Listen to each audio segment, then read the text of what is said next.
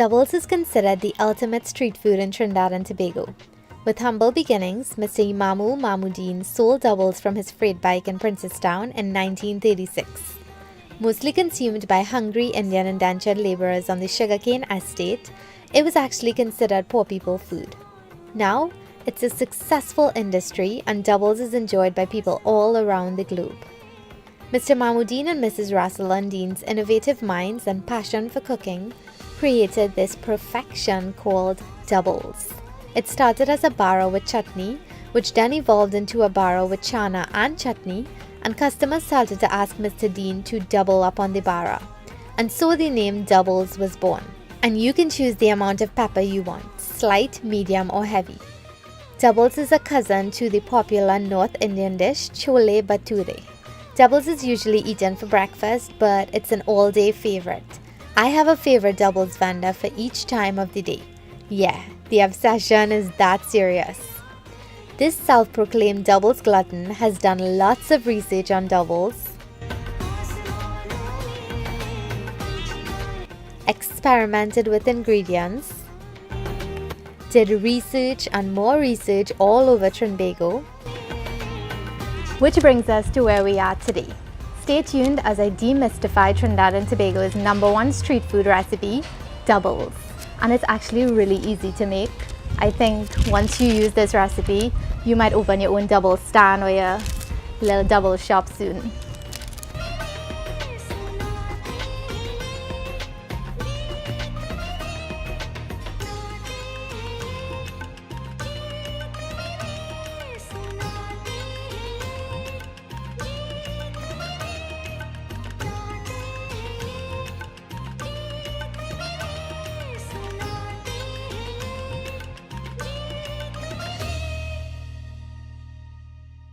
First, let's discuss the ingredients.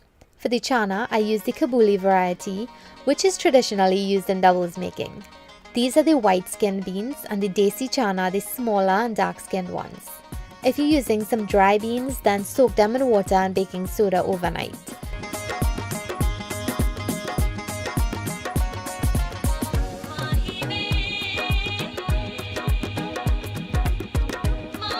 And you can also use some canned chana to make life a little bit easier.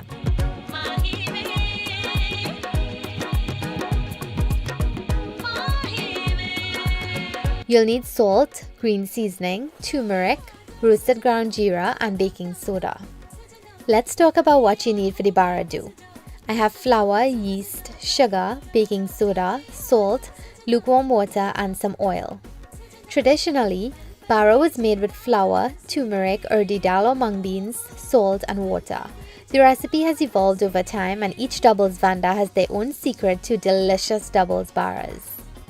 I've made doubles so many times now and I'm quite pleased with this combination of ingredients that I've experimented with. I omitted turmeric from the recipe because it reacts with the baking soda, causing the dough to become pink. I guess it's okay if you're making this on Valentine's Day.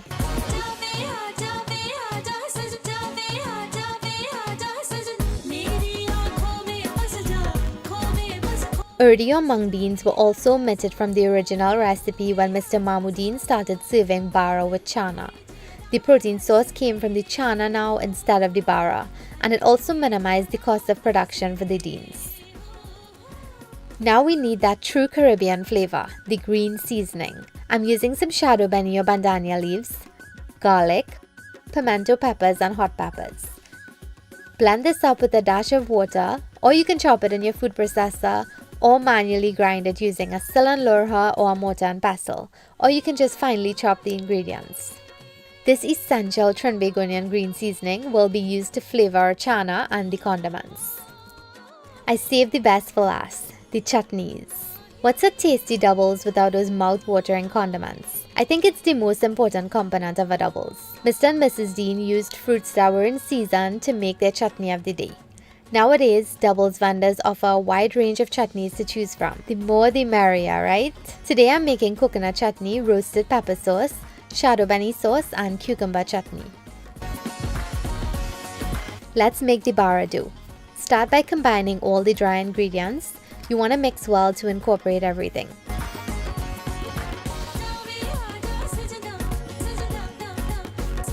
Add some lukewarm water and pull it into a nice soft dough. You want the dough to be softer than roti, so softer than paratha and definitely softer than a sada roti dough. In the many times I've made doubles, I used many different brands of flour with different protein contents, and I found that the flour with a low protein content results in the softest baras. Cake flour or pastry flour will work best, but if you can't get that, use all-purpose flour. Only an obsessed doubles glutton like your girl here is concerned about what type of flour to use. There's no need to over-knead the dough. Once you create one soft dough, massage some oil on top, knead it in, and cover with a damp paper towel or tea towel and let it sit. I like letting it sit overnight. My mom told me when she spent vacation by her uncle, who was a doubles man, she saw him kneading the dough the night before, and she said his baras came out really nice and soft. However, it's not really necessary. Most doubles vendors need more dough if they run out, and it still comes out great. While the bara dough does all its dough magic, let's work on the chana. I know most of you are not fans of pressure cookers, but it's been the best method I've tried. If you have an instant pot, that's even better. You want to add the soaked and washed chana, water and baking soda to a pressure cooker on medium heat and let it come to a boil. Skim off the scum that froths up at the top and cover the pressure cooker and let it go for about 40 minutes.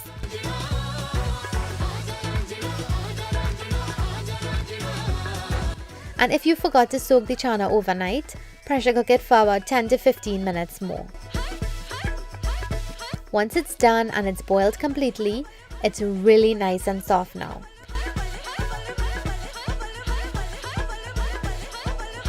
Add some water, salt, green seasoning, turmeric, roasted ground jeera and baking soda. And once the baking soda is added in there and it reacts with the turmeric, you'll see that red color forming. Right now the chana is really nice and soft, and the baking soda actually melts away that tough skin that we all despise when eating doubles. Now we need to add some texture to our chana sauce. Use a dal chutney or a potato masher and further mash some of the chana grains. I have 3 more ways to achieve that lovely doubles chana consistency. The first way is to take about 2 spoonfuls of the soft chana grains, puree it in the blender and add it back to the pot. The second way is to add some pureed dal or split peas, which is actually done by most vendors. The third way I've tried is with some mashed aloo or potato. I know, it sounds weird, but try it and thank me later. All the methods result in delicious tasting chana, so you use whatever is available to you or that you prefer. Remember, the sauce thickens as it cools, so leave it a bit watery or thick depending on how you like it. Taste it and adjust accordingly, and you can finish it with some curry or jeera if you like. I personally don't like the curry taste in doubles, and I'm not sure if many vendors add it to their chana. Once the consistency is good, add a little green seasoning, mix it in, turn it off and set it aside. And this is how it looks once it's cooled. It has a nice consistency, not overly watery or thick. Now it's time to fry the baras. Make some smaller loyas or dough balls and set up your frying station. You'll need a pot of oil on high heat, a utensil to turn and remove the baras from the oil, a place to store the baras, an oiled counter or plate, 2 well-oiled hands, and a husband to flip the baras. Using your fingers, press the dough out into a flat disc, depending on how you like it, thin or thick. And the shape doesn't really matter here, so spread away. I like mine thin, so I'm spreading it paper thin.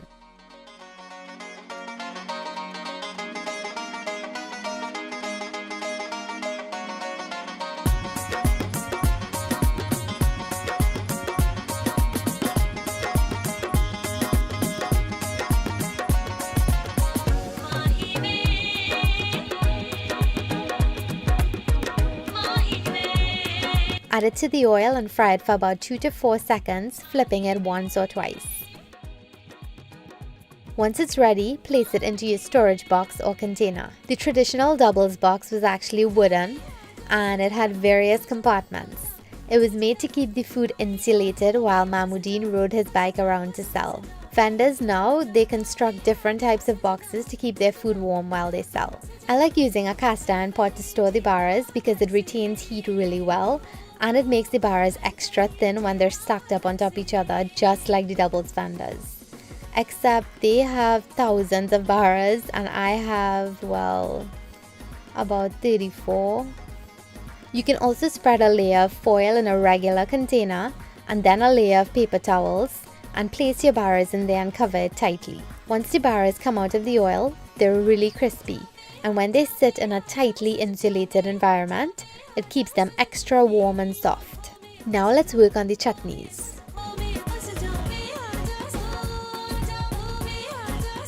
For the coconut chutney, you want to crack the coconut open and dig out the kernel.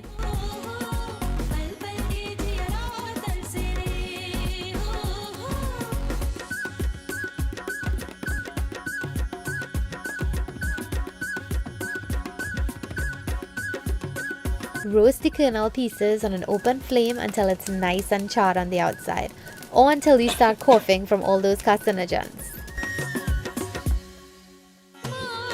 Scrape most of the charred exterior off and grate the coconut on the fine side of your grater, or you can chop it in a food processor or blend it with a little bit of water, salt and some seasonings, or even use your still and lurha or mortar and pestle if you want to work those arms.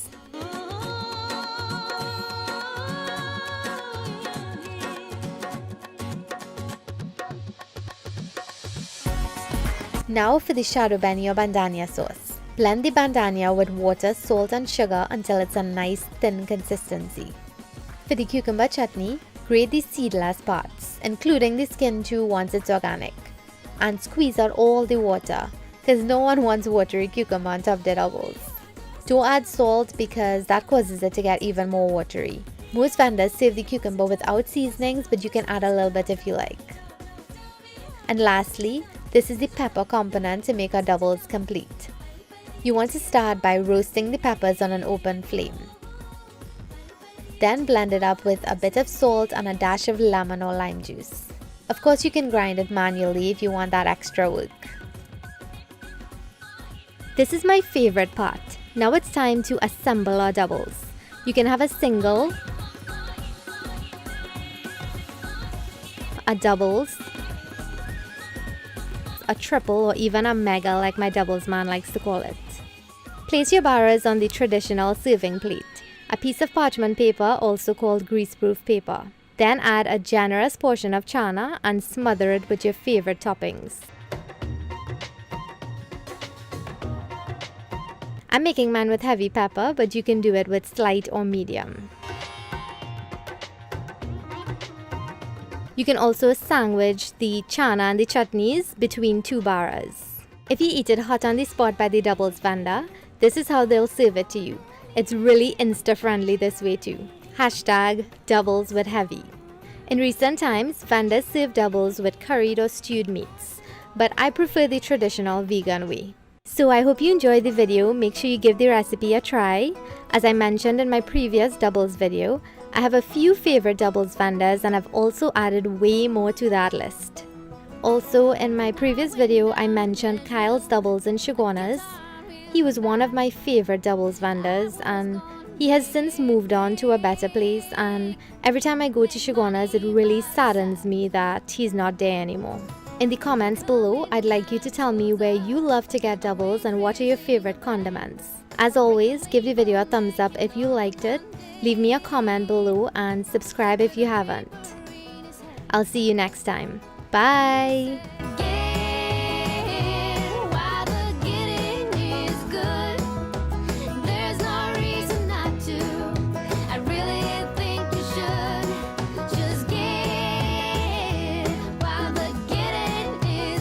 Also, let's celebrate 4 years of Taste of Trini. Thank you so much for being on this journey with me. I couldn't have made it this far without your love and support. So thank you so much.